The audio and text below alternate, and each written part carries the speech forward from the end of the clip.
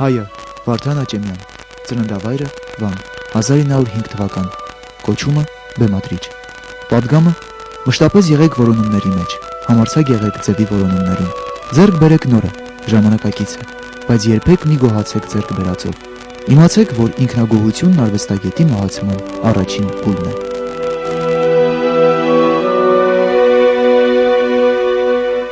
Հերոսական իրադարձություններով ու իր ինքնատիպ գեղեցկությամբ հայտնի պատմական Վան քաղաքում 1905 թվականի հուլիսի 16-ին ծնվեց Հայընկույզձորի ծխական վարժարանի ուսուցչապետ Մկրտիչ Աճեմյանի եւ Կալիպսեի առաջնեկը, ում անունը Վարդան կնքեցին։ Մկրտիչ աղան կամ ինչպես նրան անվանում էին Պանտիչը, երկաթե ջղերով եւ մանկական սրտով այդ մարդը 3 հեղինակություն էր ճանաչում՝ Խրիմյան հայրիկ, Մկրտիչ Պորտուգալյան, Լև Տոլստոյ։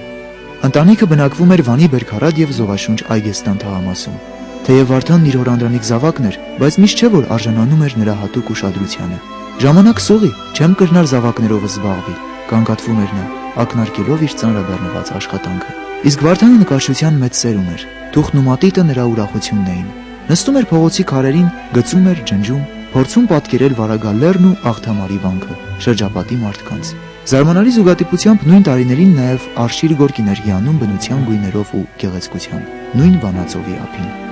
Մայրը Կալիպսեն զվարթ ու հետաքրքրասեր մի կին, թեև ընտանիքի հոգսը վրան, բայց եւ ուշադրության կենտրոնում էր պահում երեխային։ Նա էր, որ օր առաջ զավակին սովորեցրեց հայոց այբուբենը, այն էլ թռչնագիր տարաձևերով։ Երբ լրացավ Վարդանի 7 տարին, հայրը բռնեց նրա ձեռքից ու դպրոց տարավ։ Այդ օրվանից հոր ու որդու հարաբերությունները փոխվեցին։ Հոր Պանտիչի մշտական հսկողության տակ գտնվող Վարդանը ավելի շատ ուրախություն էր պատճառում նրան, քան վշտացնում, իսկ Կալիպսեն պարզապես երջանիկ էր։ Ծննդավայրի Վանի հետ են կապված նաև Մանուկ Աճեմյանի առաջին թատերական տպավորությունները։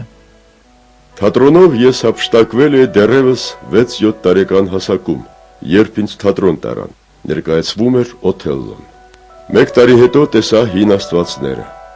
Իմ հափշտակությունն այնքան մեծ էր, որ բոլորից գաղտնի մեր տան ներքնահարկում մթության մեջ արտասանում եւ ներկայացնում էի աբեղային, ճգնավորին։ Շուտով հայտնի դարձավ իմ դերասանական ձիրքը։ Մայրս հպարտությամբ ինձ ներկայացնում էր հարևաններին ստիպելով խաղալ Հին Աստվածները։ Վարդանը դեռ շատ փոքր էր, երբ հայրը թատրոն է տանում, դիտելու իր մորեղբոր Աճեմ Խաչատրյանի խաղը Յագոյի դերում։ Ինչպես վկայում է Վարդան Աճեմյանի հորեղբոր որդին Գուրգեն Մահարին, երբ Օթելլոն սրախողող է անում ու գետնին տապալում բանսարկու Յագո Խաչատրյանին, վերջինիս որդին, որ նստած էր Վարդանի կողքին, սկսում է բարձրաձայն լալ։ Վարդանի հայրը տղային հանգստացնելու համար ասում է. «Մի լար, թատրոն է, սուտ են խաղում»։ Վարդանը բորբոքված հակաճառում է հորը. թատրոնը որ սուտ լիներ, երեխան լաց չէր լինի։ Ինչ խոսք, ճշմարիտ հակաճառություն է ի նպաստ թատրոնի, որ պիտի դառնար ապագա ռեժիսորի պաշտամունքը, նրա կյանքի իմաստը։ Վարդան Աճեմյանը հայ թատրոնի մեծագույն բեմադրիչն է, որի ներդրումը հայ ազգի մշակույթի մեջ, հայ թատրոնի անգերազանցելի է մինչև այսօր, հսկայական է եւ պատահական չէ, որ նրան բոլորս ասում ենք Մեծն Աճեմյան։ Ավաղ Վարդան Աճեմյանի մանկությունը, ինչպես շատ շատերինը, խաթարվեց հայ ժողովրդին ասած պատուհասից։ 1915 թվականին Վանում Այգեստանի վրա սկսեցին տեղալ առաջին գնդակները։ Մկրտիչ աղան նույնպես ընտանիքի հետ բռնեց գաղթի ճամփան։ Կեսգիշերին մոտ հայ գաղթականների ստվար մի խումբ կանգ առավ Աբաղայի դաշտավայրում։ Հանկարծ Մկրտիչ աղան նկատեց, որ կորցրել է միջնեկ որդուն, ոստանիկին։ Մինչ այդ իր առանցման մեջ Վարդանն էր անհետացավ։ Հիշողությանս մեջ առնավար դրոշմվել է Վանի պաշտպանությունը, ապրիլյան հերոսամարտը։ Տասնամյա մանկանս գիտակցությանը չէին կարող հասնել մեծ եղեռնի ճակատագրական հետևանքները, բայց հիշողությանս մեջ մնացել են ահավոր պատկերներ, որ այնքան ճշմարտացի վերարտադրել է իր հայտնի գրքում Գուրգեն Մահարի Աճեմյանը։ Իմ մտքից երբեք չի ջնջվի պատկերն այն շեք ռուս սալդատի, որ փրկեց ինձ մահախուճապ ճանապարհին եւ հասցրեց Մասիս լեռան այս կողմը։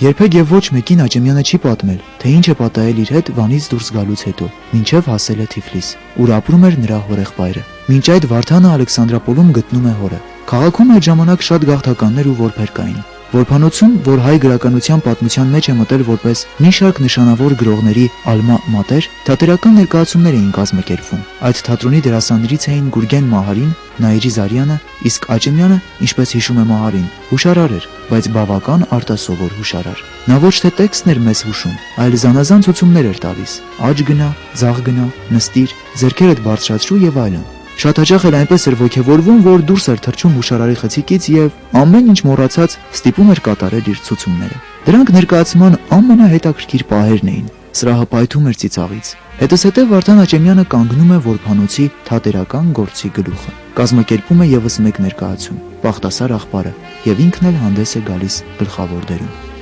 Ես երազում էի դերասան դառնալ եւ կդառնայի, եթե համապատասխան արտաքին ունենայի։ Նպատակս ողբերգուն էր։ Մինչդեռ ինձ շարունակ կոմիկական դերեր էին տալիս։ Ես երևակայությամբ խաղում էի ամբողջ ողբերգական խաղացանկը, իսկ բեմի վրա ներկայացնում էի կոմիկական պերսոնաժներ։ Մեր հայ թատրոնի պատմության մեջ մենք ունեցել ենք շատ հրաշալի ռեժիսորներ եւ ըստ որում բոլորի կրթությունը եղել է Մոսկվայում։ Վախտանգովյան դպրոց, Վախտանգովի լավագույն աշակերտ գործի շարունակող Ռուբեն Սիմոնովի դաստիարակություն ստացել եւ Արմեն Գուլակյանը, եւ Արշակ Բուրջալյանը, եւ Քալանթարը, եւ Վարդան Աճեմյանը։ 1924 թվականին Աճեմյանը ավարտեց նկարչական տեխնիկումը։ Նույն տարվա օգոստոսին Մոսկվայից Երևան ժամանեց հայկական դրամատիկական ստուդիան Ռուբեն Սիմոնովի գլխավորությամբ։ Հյուրախաղերից հետո հայտարարվեց ընդունելություն։ Պատանի Վարդանը հենց դրան էր սպասում։ Մեկնեց Մոսկվա, կոտորած, արհավիրք, որբանոց, բոլորը մնացին անցյալում։ Դրա հետ էլ մանկական կյանքն իր ուրախ ու ցավալի տպավորություններով։ Իսկ ինչպիսի նկարիչ էր Վարդան Աճեմյանը, այդ բոլորը գիտեն, այն ինչ որ նա մտածում էր տեսողական բանով, երևակայությամբ, խարակտերի զգացողությամբ, 2-3 շտրիխով դա պատկերում էր այն դերասաններին, որոնց հետ նա աշխատել էր։ Ես իմ մասնագիտական կրթության պարտական եմ Ռուսաստանին։ Մինչև Մոսկվա մեկնելս իհարկե ունեցել եմ երևելի ուսուցիչներ, բայց իմ մասնագիտական կրթությունն ստացել եմ Մոսկվայում, որին իմ ուսանողական տարիներին իրավամբ թատերական Մեքքա էին անվանում։ Եվ եթե ես ինձ բախտավոր եմ համարում, որ տեսել ու լսել եմ այնպիսի մեծ ու նշանավոր մարդկանց, ինչպիսիք են Աղասի Խանջյանը, Շիրվանզադեն, Եղիշե Չարենցը, Վահան Թոթովենցը, Աքսել Բակունցը եւ ուրիշներ, ապա նույնքան բախտավոր եմ համարում, որ տեսել եմ Միխայիլ Չեխովի խաղը, Վախտանգովի, Ստանիսլավսկու, Մեյերխոլդի կախարդական ներկայացումները եւ նրանց շնորհիվ մեկընդմիշտ որոշել իմ կյանքի ուղին։ Մոսկվայում գտնվելու առաջին օրերից նա հմայվեց եւ հափշտակվեց Վախտանգովով եւ Մեյերխոլդով, որոնց ազդեցությունը 20-ական թվականների թատերական արվեստի վրա անգնահատելի էր։ Ամենամեծ դասը, որ առավ նրանցից Աճեմյանը, միշտ ժամանակի հետ լինելու դավանանքն էր, եւ դրա իրականացումը եղավ նրա ռեժիսորական կենսագրությունը։ Հետագայում Ռուբեն Սիմոնովը իր աշակերտի մասին հպարտությամբ պետք է գրեր։ Այն հանգամանքը, որ Աճեմյանն իր գործունեությունը սկսեց իբրև դերասան, հետագայում մեծապես նպաստեց նրա ռեժիսորական գործին։ Ռեժիսորական արվեստում ամենադժվարը դերասանի հետ տարվող աշխատանքն է։ Այն ռեժիսորները, ովքեր դերասան չեն եղել, փորձերի ընթացքում երբեմն հարկ եղած չափով չեն կարողանում խորանալ դերասանի հոգեբանության մեջ։ Վարդան Աճեմյանը Մոսկվայում յուրացրեց Վախտանգովյան արվեստի սկզբունքները, որ ես ուսուցանում էի Մոսկվայի հայկական առաջին ստուդիայի իմ սաներին։ 1926-ի աշնանը Աճեմյանը վերադարձավ Անդրկովկաս, իսկ կարճ ժամանակ անց նշանակվեց Լենինականի նորաստեղծ թատրոնի ռեժիսոր եւ դերասան։ Պայմանը պարզ էր, առաջին իսկ տարում մեկ ինքնուրույն բեմադրություն։ Այդ մեկ տարում նա եղավ ռեժիսորի ասիստենտ, խաղաց մի շարք դերեր, մինչև որ իրավունք ստացավ որպես ռեժիսոր լիարժեք դրսևորվելու։ Ճիշտ ասած, ինքս էլ չգիտեմ, թե ինչու դադարեցի խաղալուց։ Գուցե պատճառն այն էր, որ Լենինականում միակ ռեժիսորը մնացի, կամ այն, որ ռեժիսորական աշխատանքը հրապուրում ու բավարարում էր ինձ, եւ կամ դերասաններից ուզում էի ստանալ խաղի այն որակը, որին ձգտում էի որպես դերասան։ Եվ ահա այդ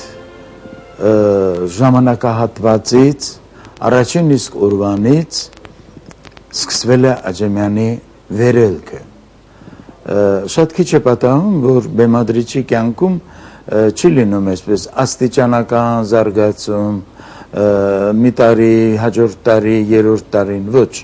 անմիջապես Աջեմյանը նվաճել է մի բարձրունք եւ կարողացել է պահպանել դա։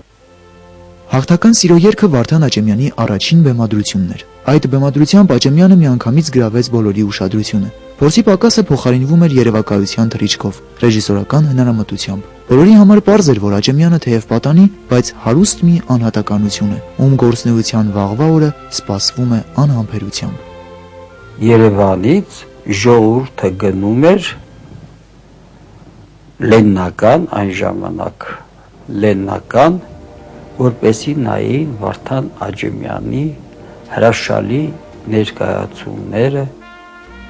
Աճեմյանի անվան հետ է կապվում Լենինականի թատրոնի ոսկե դարը։ 1946-ին նա այդ թատրոնում բեմ հանեց Արագեղեցիկը։ Ամենևին էլ պատահական չէ, որ երկար տարիներ Լենինականի դերասանները չէին հաշտվում, երբ Երևան փոխադրվեց իրենց սիրելի ռեժիսորը՝ Աճեմյանը։ Այնքան մեծ էր նրա ազդեցությունը Լենինականի դերասանների վրա, որ ուրիշ ռեժիսորներ, թեև փորձված ու շնորհալի, մասամբ էին հաջողության հասնում, ոչ ոքի նկատմամբ չունեին այն հավատը, ինչ Աճեմյանի։ Լենինականյան շրջանը նրա հայ թատրոնի պատմության մեջ ունի իր ոսկե էջերը, որովհետև հենց այդ թատրոնի պատմության մեջ Աճեմյանական շրջանը մնաց որպես Լենինականի Մռավյանի անվան թատրոնի ոսկե դարը։ Ստեղծվեցին բեմադրություններ, որոնք մտան հայ թատրոնի պատմության մեջ։ Դա եւ Նայիրի Զարյանի Արագեղեցիկն է, եւ Հակոբ Պարունյանի Մեծապատիվ մոռացկանները,